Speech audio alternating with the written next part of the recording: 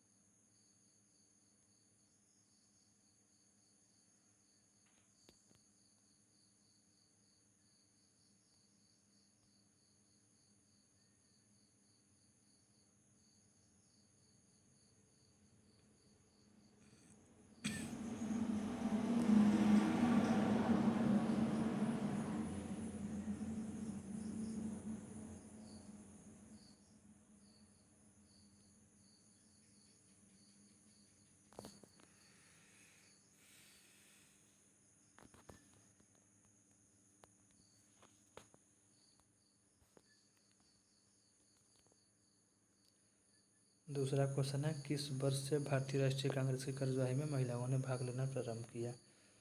तो 1889 से महिलाओं ने भाग लेना प्रारंभ किया था। इसका ऑप्शन 2 सही हो जाएगा। तीसरा क्वेश्चन है, निम्नलिखित में से कौन सा आधुनिक भारतीय इतिहास में घटनाओं के सही कालानुक्रमिक क्रम को इंगित करता है। तो इसमें सही कालानुक्रम है ऑप्शन नंबर सी। 1 में हो जाएगा मार्ले मिंटो सुधार, जलियांवाला बाग त्रासदी, गांधी इरविन समझौता और अगस्त प्रस्ताव। चौथा क्वेश्चन है, भारत छोड़ो प्रस्ताव की निम्नलिखित में से किसने अनुशंसा की थी। तो इसकी अनुशंसा की थी जवाहरलाल नेहरू ने। इसका ऑप्शन डी सही हो जाएगा। पांचवा क्वेश्चन है, किस स्वतंत्रता संग्राम सेनानी ने लाठी और अखाड़ा क्लब की स्थापना की थी। तो इसकी स्थापना की थी बाल गंगाधर तिलक ने। ऑप्शन नंबर डी सही हो जाएगा। छठा क्वेश्चन है, 1942 में भारत छोड़ो आंदोलन के दौरान शहीद हुई किस महिला को बूढ़ी गांधी कहा जाता है। तो मातंगिनी हाजरा को बूढ़ी गांधी के नाम से जाना जाता है। सही ऑप्शन हो जाएगा ऑप्शन नंबर सी। 7 नंबर क्वेश्चन है, दीनबंधु सार्वजनिक सभा की स्थापना किसके द्वारा की गई थी। तो इसकी स्थापना की गई थी ज्योतिबा फूले के द्वारा। ऑप्शन नंबर सी सही है।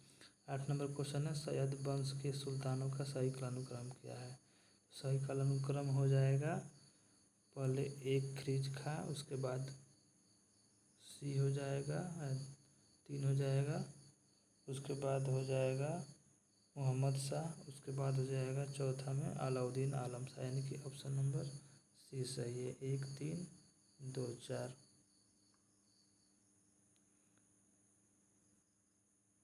9 नंबर क्वेश्चन है, रुद्रमा के संदर्भ में निम्नलिखित कथनों पर विचार कीजिए एवं उसके बारे में सही कथन चुनिए। रानी रुद्रमा वारंगल के काकतीय वंश की चौथी स्वतंत्र शासिका थी। दूसरा कथन है, उसने दक्षिण तमिलनाडु के पांड्य, उड़ीसा के पूर्वी गंग शासकों देवगिरी से ऊना शासकों को पराजित किया था। इसमें कौन सा कथन सही है। तो इसमें केवल 1 कथन सही है। इसका ऑप्शन नंबर 1 सही हो जाएगा। 10 नंबर क्वेश्चन है, मध्ययुगीन भारत के संदर्भ में SARAIS शब्द का अर्थ क्या है। साराइस। इसका अर्थ हो जाएगा एक स्थान जिसका उद्देश्य भारतीय और विदेशी यात्रियों, तीर्थयात्रियों, व्यापारियों आदि को अस्थायी आवास प्रदान करना है, यानी ऑप्शन नंबर सी सही है। 11 नंबर क्वेश्चन है, कथन दिया गया है, दो इनमें से कौन सा कथन है उसको चूज करना है। इल्तुतमिश ने सिजदा तथा पैबोस की प्रथा राजा के प्रति सामान्य अभिवादन दर्शाने के रूप में आरंभ की। दूसरा कथन है, बलबन ने चांदी का टक्का तथा तांबे का जितल मुद्रा के रूप में प्रचलित किया। तो इसमें जो है दोनों में से कोई भी कथन सही नहीं है, दोनों एक दूसरे का विपरीत है। ऑप्शन नंबर डी सही है। 12 नंबर क्वेश्चन में जो है गुप्तकालीन प्रशासनिक विभाजन का सही अनुक्रम चुनना है। तो इसका सही अनुक्रम हो जाएगा भुक्ति, विषय, विधि और ग्राम। ऑप्शन नंबर ए सही है। 13 नंबर क्वेश्चन है, निम्नलिखित में से कौन सा मंदिर वास्तुकला की बेसर शैली का उदाहरण है। तो बेसर शैली का उदाहरण कौन सा हो जाएगा, बेसर शैली का उदाहरण हो जाएगा होयलेश्वर मंदिर। ऑप्शन नंबर ए सही है। 14 नंबर क्वेश्चन है, प्राचीन भारत के इतिहास के संदर्भ में भवभूति, हस्तिमल तथा क्षेमेश्वर क्यों प्रसिद्ध थे। तो ये लोग प्रसिद्ध थे क्योंकि ये सभी नाटककार थे, नाटककार के रूप में लोग प्रसिद्ध थे। ऑप्शन नंबर ए सही है। 15 नंबर क्वेश्चन है, भारतीय संविधान की प्रस्तावना में उल्लिखित सही क्रम कौन सा है। शब्दों का क्रम पूछा है, तो शब्दों का क्रम कौन सा हो जाएगा, संपूर्ण प्रभुत्व संपन्न, समाजवादी, पंथनिरपेक्ष, लोकतंत्रात्मक। ऑप्शन नंबर बी इसका सही हो जाएगा। 16 नंबर क्वेश्चन देख लेते हैं। 16 नंबर में है, पंचायत राज के संदर्भ में कौन सा कथन सत्य है। पंचायत राज के संदर्भ में कौन सा कथन सत्य हो जाएगा, पंचायती राज संस्थाओं का चुनाव राज्य चुनाव आयोग के पर्यवेक्षण में होता है। ऑप्शन नंबर सी सही है। 17 नंबर क्वेश्चन है, केंद्र और राज्य के मध्य वैधानिक शक्तियों का बंटवारा किस अनुसूचित में वर्णित है। तो ये वर्णित है 7वीं अनुसूची में। ऑप्शन नंबर डी सही हो जाएगा। 18 नंबर क्वेश्चन है, मौलिक अधिकारों को लागू करने के लिए किसी न्यायालय द्वारा जारी किया जा सकता है। क्या जारी किया जा सकता है, तो जारी किया जा सकता है समादेश। 19 नंबर क्वेश्चन है, प्राकृतिक पर्यावरण की रक्षा किस प्रकार का संवैधानिक अधिकार है। प्राकृतिक पर्यावरण की रक्षा जो हो जाएगा ये मौलिक कर्तव्य में आ जाएगा, मौलिक कर्तव्य है ये। 20 नंबर क्वेश्चन है, भारत ध्वज संहिता के प्रावधानों के अनुसार भारतीय निकाय के मानकों को लागू करने के लिए निम्नलिखित निकायों में से कौन सा प्रभारी है। तो इसके लिए प्रभावी कौन सा हो जाता है, भारतीय मानक ब्यूरो। 21 नंबर क्वेश्चन है, नीचे दिए गए 4 युग्म में से कौन सा युग्म सही सुमेलित है। यहाँ पर अनुसंधान संस्थान दिए गए हैं और उनके मुख्यालयों का नाम दिया गया है, इसको मिलान करना है। इसमें जो है बी सही सुमेलित नहीं है, बाकी ए, सी और डी सही सुमेलित है, यानी कि शुष्क वन अनुसंधान संस्थान जोधपुर में है, वर्षा वन अनुसंधान संस्थान जोरहाट में है और उष्णकटिबंधीय वन अनुसंधान संस्थान जबलपुर में है। 22 नंबर क्वेश्चन है, भारत में कोयला खनन की महत्वपूर्ण घटनाओं पर विचार कीजिए तथा इन्हें सही कालानुक्रम में व्यवस्थित कीजिए, को कालक्रम में व्यवस्थित कीजिए। 22 नंबर का सही उत्तर हो जाएगा 1, 4, उसके बाद 3, तब 2। ऑप्शन नंबर डी सही है। 23 नंबर क्वेश्चन है, भारत का कौन सा राज्य चूना पत्थर, जिप्सम, नमक और जस्ता के भंडारण के लिए प्रसिद्ध है। तो इसके लिए प्रसिद्ध है राजस्थान। 24 नंबर क्वेश्चन देख लेते हैं।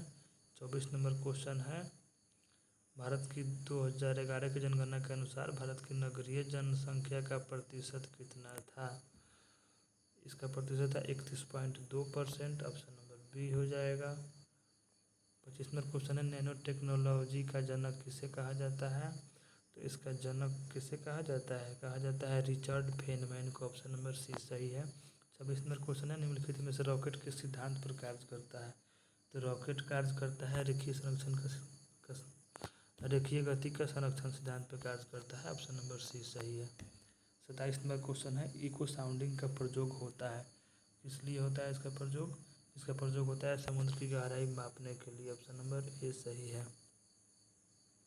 28 नंबर क्वेश्चन है, सोलर सेल निम्न में से किसके बने होते हैं? तो सोलर सेल बने होते हैं अर्धचालक के, सिलिकॉन के बने होते हैं, तो सिलिकॉन अर्धचालक होता है। ऑप्शन नंबर इसका बी सही हो जाएगा। 29 नंबर क्वेश्चन है, ऐसी वर्षा जिसमें सल्फ्यूरिक एसिड या नाइट्रिक एसिड के घटक शामिल होते हैं और उनका पीएच मान 4.5 से कम होता है, उन्हें कौन सा वर्षा कहते हैं? तो उन्हें कहते हैं अम्ल वर्षा।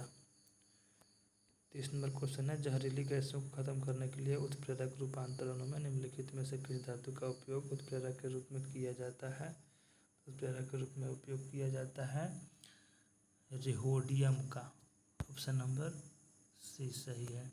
31 नंबर क्वेश्चन है, सूक्ष्म पोषक जो शर्करा के परिवहन Ca++ के उपयोग और कोशिका विभाजन में महत्वपूर्ण है, कौन सा सूक्ष्म पोषक है? तो ये हो जाएगा फास्फोरस है। 32 नंबर क्वेश्चन देख लेते हैं। 32 नंबर में कह रहा है, किस खाद्य पदार्थ में सभी आवश्यक अमीनो अम्ल पाए जाते हैं? तो सभी आवश्यक अमीनो अम्ल पाए जाते हैं अंडा में। ऑप्शन नंबर 2 सही हो जाएगा। 33 नंबर क्वेश्चन है, निम्नलिखित युगों में से कौन सा एक सही सम्मिलित नहीं है? इनमें से एक कोई सही सम्मिलित नहीं है, देख लेते हैं। पेडोलॉजी पौधों के जीवाश्म का अध्ययन, एंथोलॉजी फूलों का अध्ययन, एंटोमोलॉजी जंतु विज्ञान की शाखा, डी मेट्रोफोलॉजी पोषण का अध्ययन। तो इसमें जो है पेडोलॉजी पौधों के जीवाश्म का अध्ययन ये गलत है, बाकी बी सी और डी सही है। 34 नंबर क्वेश्चन है कि शैवाल से आयोडीन की प्राप्ति होती है? तो आयोडीन की प्राप्ति होती है लेमिनेरिया नामक शैवाल से। ऑप्शन नंबर बी सही हो जाएगा। 35 नंबर क्वेश्चन है, निम्नलिखित में से कौन सा धातु अम्ल से प्रतिक्रिया करके आसानी से हाइड्रोजन गैस विस्थापित करती है? तो ये हो जाएगा मैग्नीशियम। मैग्नीशियम जो है धातु अम्ल से अभिक्रिया करके और आसानी से हाइड्रोजन गैस विस्थापित करता है। 36 नंबर क्वेश्चन देख लेते हैं। 36 नंबर क्वेश्चन है, हरगोविंद खुराना को किस आविष्कार के लिए सम्मानित किया गया?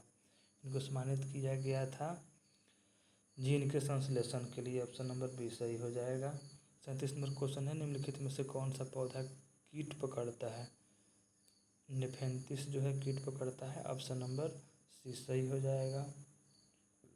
38 नंबर क्वेश्चन है, निम्नलिखित में से किस विटामिन की कमी से सीलिएक रोग हो जाता है?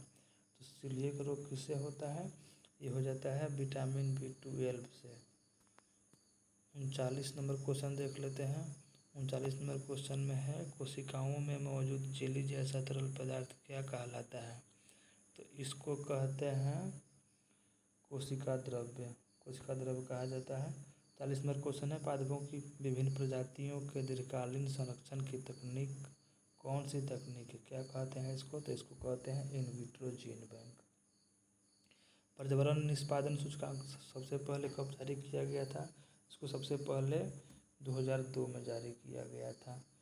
42 नंबर क्वेश्चन है, बढ़ती शहरी रोजगार के परिप्रेक्ष्य में ग्रामीण शहरी पलायन से संबंधित विरोधाभास के निम्नलिखित में से कौन सा मॉडल व्याख्या करता है? तो इसका व्याख्या करता है हैरिस-टोडरो मॉडल। 43 नंबर क्वेश्चन है, मिलान करना है, चित्रकारी है और राज्य है। तो मधुबनी चित्रकला बिहार से संबंधित है, पटचित्र जो है उड़ीसा से संबंधित है, वारली महाराष्ट्र से संबंधित है। इसका सही उत्तर हो जाएगा डी।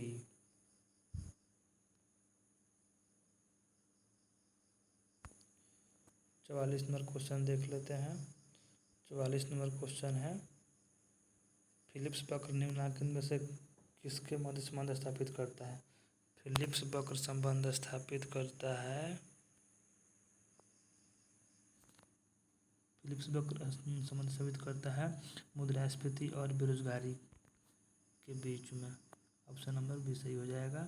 45 नंबर क्वेश्चन जो है, सूची 2 को सूची 1 से मिलाना है। कोयला आधारित बिजली संयंत्र और किस राज्य में अवस्थित है, ये देखना है। तो खरगोन जो है मध्य प्रदेश में पड़ता है, बी का ये हो जाएगा। कहलगांव बिहार में है, ए का बी हो जाएगा। कोरबा कोयला छत्तीसगढ़ में पड़ता है और कुडगी जो है कर्नाटक में है। इसका सही उत्तर हो जाएगा डी। डी इसका सही उत्तर हो जाएगा। 46 नंबर क्वेश्चन है, निम्नलिखित में से कौन सा जोड़ा सही सुमेलित है। इसमें जो है Adam Smith wealth of nation, J.M. Keynes general theory of employment in testimony, Gunnar Myrdal Asian drama, Karl Marx principles of political economy and taxation. कौन सा इसमें सही सुमेलित नहीं है। तो इसमें कार्ल मार्क्स और principle of political economy and taxation इस पुस्तक का सही नहीं है। बाकी ए, बी और सी सही है। अब फसपा पहली बार कहाँ लगाया गया था। तो ये पहली बार लगाया गया था 7 पूर्वोत्तर राज्यों में। मोर भारत का राष्ट्रीय पक्षी कब घोषित किया गया था। तो मोर भारत का राष्ट्रीय पक्षी बना था 1963 में। ऑप्शन नंबर डी सही हो जाएगा।